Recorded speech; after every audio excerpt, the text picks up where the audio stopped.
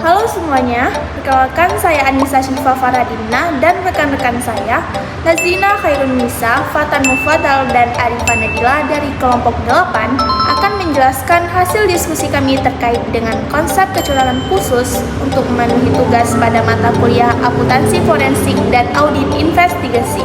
Pada slide ini kita akan membahas terlebih dahulu kasusnya. Perusahaan milik pemerintah provinsi atau Pemprov GXZ adalah pelayaran perusahaan armada daerah. Pada awal bulan April tahun 2020 dilaporkan oleh Ketua Badan Pengawas dari perusahaan BUMD tersebut. Dalam laporan tersebut membeberkan sejumlah fakta penyimpangan yang berdampak pada kerugian negara saat dipimpin oleh Bapak Anto sebagai Direktur Utama BUMD. Beberapa fakta diantaranya adalah tunggakan biaya docking kepada dok perkapalan MC sebesar 234.500 per 10 Juli tahun 2019. Biaya docking kapal merupakan salah satu biaya operasional yang dibiayai oleh subsidi Angkatan Pelayaran Perintis dan telah dibayarkan oleh Satker Perhubungan Darat Provinsi ABC Kementerian Perhubungan. Temuan ini diperoleh dari pembayaran docking kepada KMP. Selain tunggakan biaya docking, terdapat pungli yang dilakukan oleh adik kandung Direktur Utama bernama Bapak Budi. Bapak Budi adalah pengawas kapal-kapal feri dari perusahaan tersebut. Dia setiap harinya meminta staf pengawas lapangan pada kapal motor penumpang atau KMP Tanjung YYY di Dermaga 555 untuk menyerahkan setiap trip kapal sebesar Rp500.000. Jika dikalikan 6 trip per harinya berarti sebesar Rp3 juta. Pasca laporan tersebut, tim penyidik menggeledah ruang kerja Bapak Anto. Temuan lainnya diduga ada kebocoran pendapatan pembayaran. Temuan ini didapat dari pembayaran KMP 11E tahun 2018 dan KMP 11E tahun 2019. Perusahaan tersebut mendapatkan fee sebesar 10% dari nilai kontrak, namun uangnya tidak masuk kas perusahaan, yang seharusnya menjadi pendapatan cash perusahaan tersebut. Tim memeriksa sejumlah dokumen di ruang kerja sang Direktur Utama. Mereka meneliti satu persatu dokumen. Dalam berita acara tahun 2020, pada saat penggeledahan Bapak Anto tidak berada di kantor. Informasi yang diperoleh bersangkutan sementara berada di luar provinsi GXZ. Nah, pada slide ini kita diarahkan untuk menyelesaikan rumusan masalah. Yang pertama itu adakah indikasi ketidakwajaran dalam kasus tersebut? Ya, ada banyak indikasi ketidakwajaran dalam kasus tersebut. Di antaranya adalah adanya tunggakan biaya docking sebesar Rp234.500 per 10 Juli tahun 2019. Selain itu, pungli harian yang dilakukan oleh Bapak Budi selaku adik direktur sebanyak Rp500.000 per trip dikali 6 trip yaitu sebesar 3 juta, juga salah satu indikasi ketidakwajaran dalam kasus tersebut. Kebocoran pendapatan fee sebesar 10%, di mana kontrak nilai fee tidak masuk ke dalam kas perusahaan. Direktur yang tidak berada di kantor saat penggeledahan dan ditemukan dokumen di ruang kerja atau BAP 2020, di mana ketidakhadiran Bapak Anto saat penggeledahan tidak serta-merta salah. Tetapi dalam sudut pandang forensik, hal tersebut kemungkinan sengaja dilakukan untuk menghindari pemeriksaan atau cara untuk mereka mengamankan bukti yang ada untuk menghindari upaya penangkapan. Pertanyaan kedua adalah uraikan di mana saja kecurangan bisa terjadi dalam kasus di atas. Yang pertama adalah biaya docking, yang dimana kemungkinan skimming, tidak menyertakan subsidi, dan pemalsuan dokumen atau markup biaya.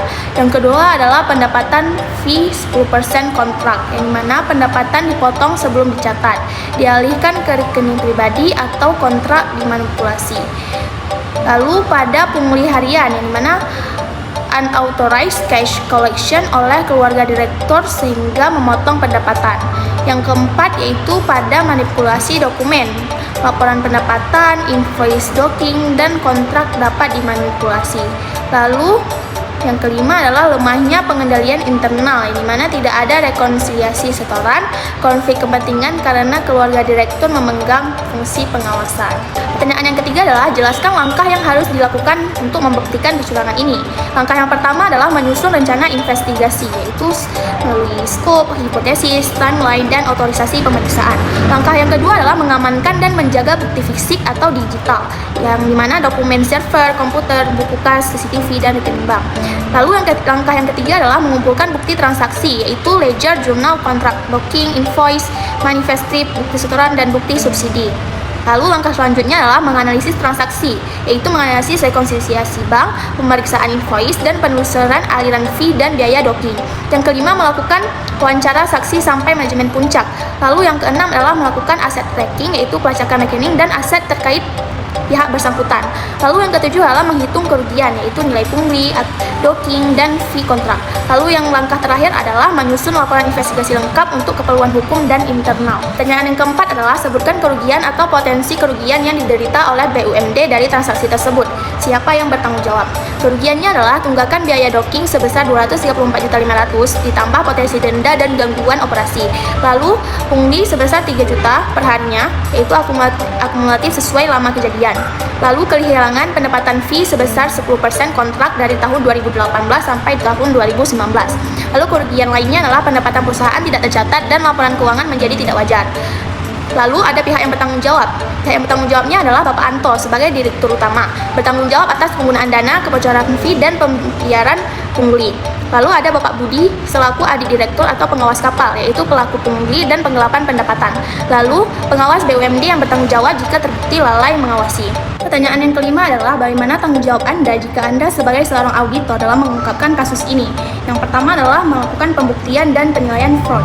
Yang kedua yaitu melakukan pengumpulan dan analisis bukti. Lalu melakukan pelaporan hasil investigasi. Lalu melakukan tanggung jawab dalam proses hukum. Yang kelima yaitu melakukan rekomendasi perbaikan sistem. Pertanyaan yang keenam adalah jelaskan teori yang mendukung kerangka berpikir yang terkait dalam kasus ini. Terdapat beberapa teori yang mendukung kerangka berpikir kasus tersebut, diantaranya adalah fraud triangle theory, yang mencakup tekanan berupa adanya tekanan keuangan pribadi pelaku dalam pemanfaatan dana dan pendapatan tunai. Teori lainnya yang mendukung kerangka berpikir kasus ini adalah fraud 3ACFE yang mengklasifikasikan fraud ke dalam 3 kelompok, yaitu corruption berupa pungli oleh Bapak Budi selaku pengawas dan adik direktur utama, penyalahgunaan aset berupa penyimpangan dana subsidi yang menyebabkan tunggakan docking, dan financial statement fraud. Selain itu, agensi teori atau teori keagenan menjelaskan hubungan antara pemprov dan direksi, yang dimana masalah yang timbul di kasus ini adalah penyalahgunaan wewenang oleh direktur utama yang tidak bertindak untuk kepentingan prinsipal, yaitu BUMD dan juga negara. Teori lain yang mendukung kerangka berpikir kasus tersebut adalah Ghosn teori yang menjelaskan faktor penyebab terjadinya fraud adalah greed, yang dimana keserakahan, karena adanya pungli dan penggelapan pendapatan yang jelas tujuannya untuk memperkaya diri. Ini ada teori white collar crime, yang dimana fraud dilakukan oleh individu yang berstatus tinggi dan berpendidikan dalam suatu organisasi atau perusahaan. Pelaku dari fraud adalah direktur utama dan adiknya sebagai pengawas kapal. Ini adalah bentuk kejahatan kerah putih yang dapat merugikan negara. Lalu yang terakhir adalah accountability theory, juga termasuk dalam kerangka teori pada kasus ini, di mana pelaku melanggar prinsip transparansi dan pertanggungjawaban pada publik. Dana subsidi docking yang telah dibayarkan pemerintah tetap menunggak dan pendapatan tidak masuk ke dalam kas perusahaan yang mengakibatkan rusaknya akuntabilitas keuangan perusahaan.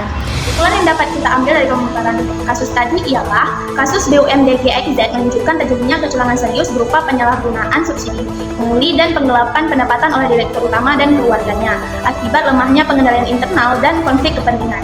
Berbagai teori fraud dan tata kelola menjelaskan bahwa tindakan ini muncul karena adanya tekanan, kesempatan, rasionalisasi, keserakahan, serta kurangnya pengawasan. Auditor bertanggung jawab membuktikan penyimpangan melalui pemeriksaan audit, pemeriksaan bukti, analisis transaksi, dan pelaporan objektif kepada pihak berwenang, serta memberikan rekomendasi perbaikan sistem pengendalian. Secara keseluruhan, kasus ini menegaskan pentingnya pengawasan kuat dan praktik good governance untuk mencegah fraud pada entitas publik.